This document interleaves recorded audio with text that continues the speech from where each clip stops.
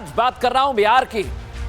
बिहार को लेकर कोई बहुत बड़ी साजिश कर रहा है जो अब सामने आने लगी है। सुन लीजिए ध्यान से, और इसलिए कह रहा हूं कि आज सबको यह खबर देखनी चाहिए, क्योंकि यह साजिश सिर्फ बिहार तक सीमित नहीं है, यह आपके राज्य में भी की जा रही है, आपके इलाके में भी की जा रही है, लेकिन आप इसे देख ही नहीं रहे हैं। और जो लोग देख रहे हैं वो इसे समझ नहीं पा रहे हैं, जो लोग समझ रहे हैं वो कुछ बोल नहीं रहे हैं। लेकिन आज मैं बोलूंगा उन लोगों के खिलाफ जो देश पर, जमीन पर, इलाके पर कब्जा करना चाहते हैं। और ये कब्जा कुछ चंद दिन, महीने, साल का नहीं है, ये हमेशा का है, हमेशा का। आपको विश्वास नहीं हो रहा ना, उदाहरण दे देता हूं मैं। आपके इलाके के आसपास भी अगर एकाएक कोई बस्ती बनने लगी है, नए नए लोग आकर रहने लगे हैं जो एकदम से घुल मिल रहे हो, तो समझिए कि कब्जाधारी आपके इलाके में आ गए हैं। बहुत ध्यान से सुनिए आप, इसका खुलासा होना बहुत जरूरी है, क्योंकि ये लोग घुसपैठिए हैं, पहले तो आप ये जान लीजिए। और अगर आप आज इनके खिलाफ नहीं बोलेंगे तो कल ये आपके इलाके पर कब्जा कर लेंगे, कहीं भी कब्जा कर लेंगे, क्योंकि बिहार में तो इन लोगों ने वोट तक पर कब्जा कर लिया है, वोट पर कब्जा। और इनके पास कुछ नहीं है, कोई कागज नहीं है इनके पास, लेकिन फिर भी ये लोग भारत के नागरिक बने हुए हैं। सोचिए जरा, वोटर बने हुए हैं ये लोग। सोचिए जरा थोड़ी देर के लिए, इन्हें वोटिंग का अधिकार क्यों चाहिए? सोचा है कभी आप? क्योंकि ये लोग पहले वोटिंग का अधिकार लेंगे, फिर अपनी पैठ जमाएंगे, फिर अपनी मनमानी करेंगे। क्या आप लोग, आज पूछ रहा हूं आपसे, इन लोगों की मनमानी होने देंगे? अगर आप नहीं जागे तो मैं दावे के साथ कह रहा हूं, आज ये लोग आपके इलाके में अगर आ गए हैं तो कल ये वही करने वाले हैं जो आज बिहार में कर रहे हैं। बिहार में तो वोटर लिस्ट में शुद्धिकरण का काम शुरू होते ही इनकी सच्चाई सामने आ गई है। लेकिन बाकी राज्यों का क्या? वहां जब तक इलेक्शन कमीशन पहुंचेगा तब तक देर हो जाएगी। इसलिए आज आपसे कह रहा हूं, आपको खुद इनकी पहचान करनी होगी।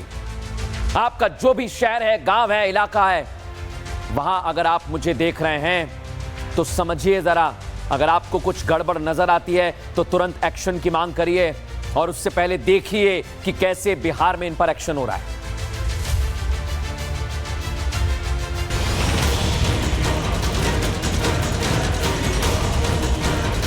चुनाव आयोग ने वोटर लिस्ट अपडेट करने का फैसला क्या किया? बिहार में तो मानो विधानसभा चुनाव से पहले भूचाल आ गया।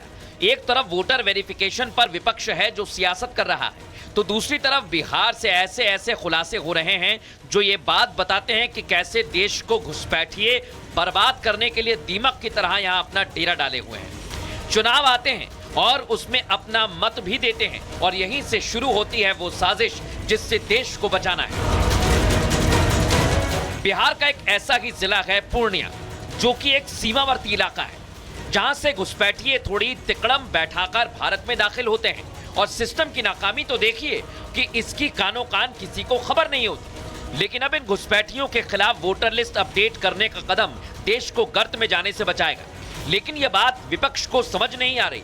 विपक्ष सवाल पूछ रहा है कि सूची में नाम के लिए आधार को मान्यता क्यों नहीं दी जा रही है। सुप्रीम कोर्ट के सलाह के बाद भी जो ज्ञानेश गुप्ता है वो चुप है, लेकिन जो तरीके हैं इनके, ये लोकतंत्र के लिए बेहद खतरनाक है। और बिहार लोकतंत्र की जननी है, और इसी बिहार से लोकतंत्र को हम खत्म होते हुए नहीं देख सकते। इसका एक जवाब ये आंकड़े दे रहे हैं जो हाल ही में सामने आए हैं।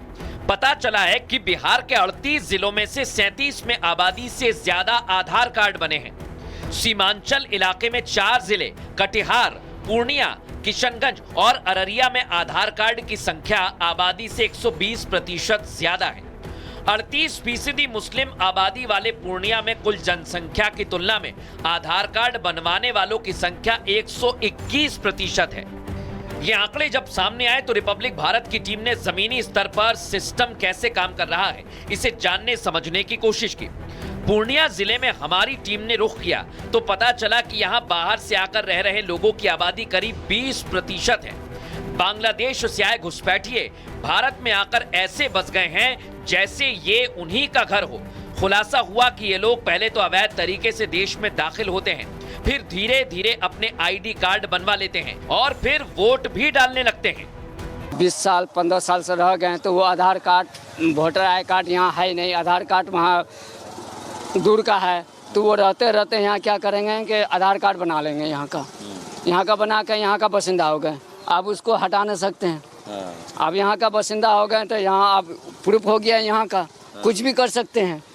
और बाहर का प्रूफ तो यहाँ तो नहीं चलेगा, यहीं का प्रूफ चाहिए तो वो तो धीरे धीरे बना लेंगे, घूस पर बना लें या पैसे पर बल पर बना लेते हैं। यहाँ 100 में से कितने लोग होंगे? जरूर होंगे, 100 में जरूर होंगे 20% होंगे। 20% ऐसे लोग बाहरी हैं। बाहरी हैं, बदलाव हो रहे हैं, बिल्कुल बुरी तरीके से बदलाव हो रहे हैं ना। हम लोग करके निकाल कर फेंक दे। ये जो यहाँ का बसिंदा जो बदलाव हो रहे हैं वो कानून के सुरक्षित तो रहेंगे यहाँ।